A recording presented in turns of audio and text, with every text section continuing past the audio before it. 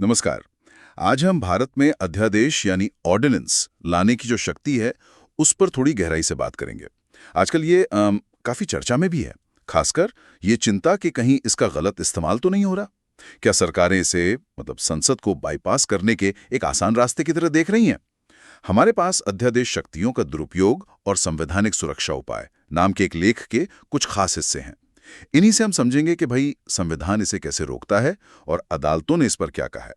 देखिए, असल में तो ये शक्ति दी गई थी कि जब संसद ना चल रही हो और कोई इमरजेंसी जैसी स्थिति हो तो तुरंत कानून बनाया जा सके। पर अब ऐसा लगने लगा है कि इसका इस्तेमाल शायद राजनीतिक सहूलियत के लिए ज्यादा हो रहा है। चलिए इसे थोड़ा खोलकर समझते हैं। तो संविधान में वो कौन सी दीवारें हैं, कौन से सेफगार्ड्स हैं जो मनमाने अध्यादेशों को रोकने की कोशिश करते हैं? पहला क्या है? हाँ, तो सबसे पहली और बुनियादी बात है सत्र आधारित सीमा। संविधान का अनुच्छेद 123 केंद्र के लिए और 213 राज्यों के लिए ये साफ कहता है कि अध्यादेश तभी लाया जा सकता है जब संसद या विधानसभा का सत्र मतलब सेशन न चल रहा हो। अच्छा।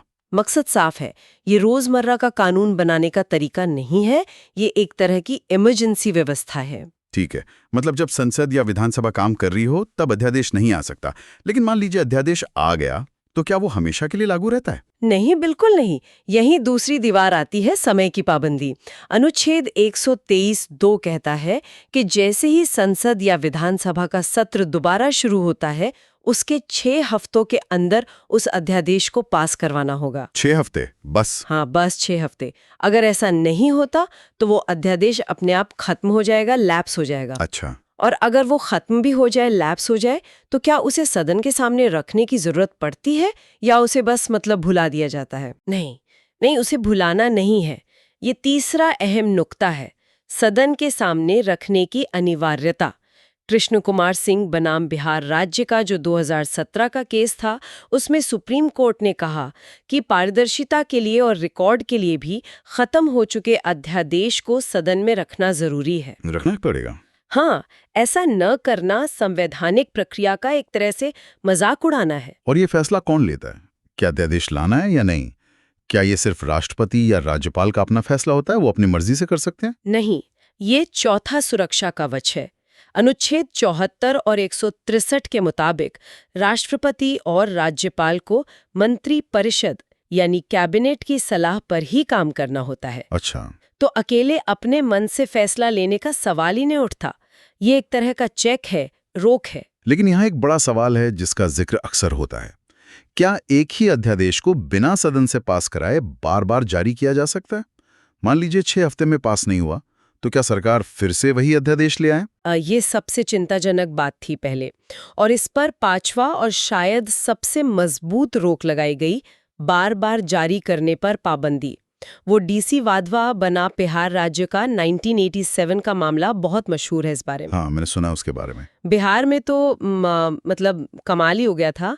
250 से ज्यादा अध्यादेशों को सालों तक बिना विधानसभा से पास कराए बार बार जारी किया जाता रहा। 250? बाप रे। हाँ, सुप्रीम कोर्ट ने इसे तब संविधान के साथ धोखाधड़ी कहा और इस पूरे चलन को असंवैधानिक करार दिया।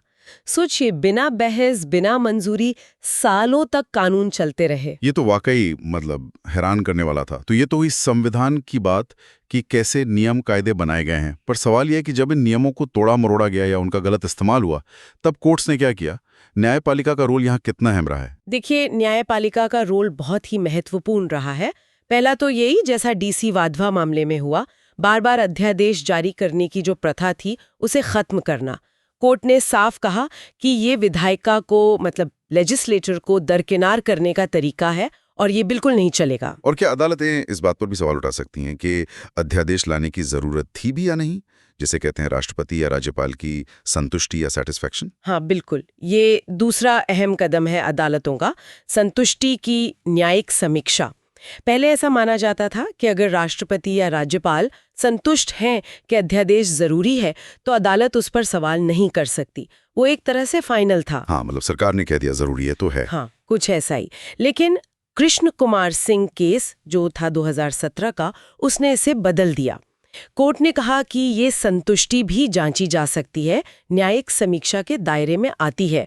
खासकर अगर ये लगे कि ये फैसला गलत इरादे से मतलब मैलिफाइड है या बिना किसी ठोस आधार के लिया गया है। अच्छा, ये वाकई दिलचस्प है कि सरकार की जरूरत की भावना को भी परखा जा सकता है। क्या सिर्फ अध्यादेश के कंटेंट पर ही नहीं बल्कि उसे लाने के तरीके मतलब प्रोसेस पर भी अदालतें गौर करती हैं।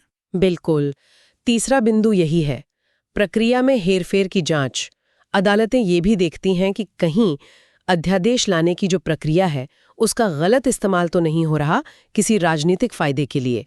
जैसे बांके बिहारी मंदिर मामले का जिक्र आता है, जहां सुप्रीम कोर्ट ने मौखिक रूप से मतलब ओरली इस बात पर सवाल उठाए थे कि कहीं मंदिर नियंत्रण के लिए अध्यादेश लाने को सही ठहराने के लिए गुपचुप तरीके से कोई सिविल मुकदमा तो इस्तेमाल नहीं किया गया।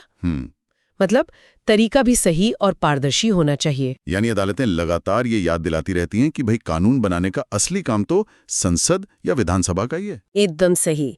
चौथा बिंदु यही है, न्यायपालिका ने हमेशा विधायिका की सर्वोच्चता का बचाव किया है। आरसी कूपर बनाम भारत संघ जैसे पुराने मामलों से ही ये साफ है कि अध्यादेश एक असाधारण शक्ति है, एक एक्सेप्शन है, संसद का विकल्प या सब्स्टिट्यूट नहीं। बड़ी तस्वीर देखें तो ये विधायिका के सम्मान को, उसकी भूमिका को बनाए रखने की कोशिश है। और आखिर में क्या कोई नैतिक पहलू भी है जिसे अदालतें देखती हैं, मतलब कानून के अलावा? हाँ, पांचवा और शायद सबसे गहरा बिंदु यही है, संवैधानिक नैतिकता पर जोर। कृष्ण कुमार सिंह मामले में कोर्ट ने इस बात पर जोर दिया कि अध्यादेश का इस्तेमाल तभी होना चाहिए जब वाकई कोई संवैधानिक जरूरत हो, न कि सिर्फ राजनीतिक सुविधा के लिए।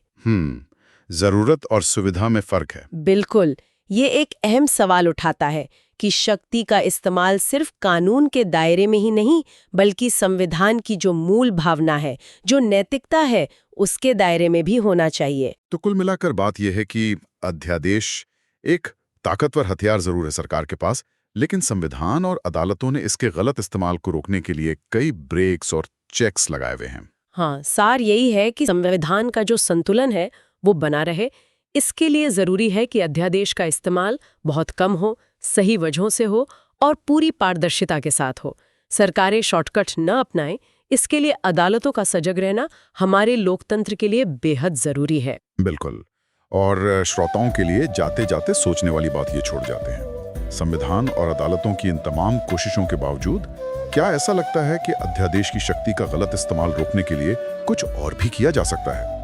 ऐसा क्या हो सकता है जिससे जरूरत पड़ने पर तुरंत कार्रवाई भी हो जाए और हमारे लोकतांत्रिक सिद्धांत भी मजबूत रहें? सोचिएगा जरूर।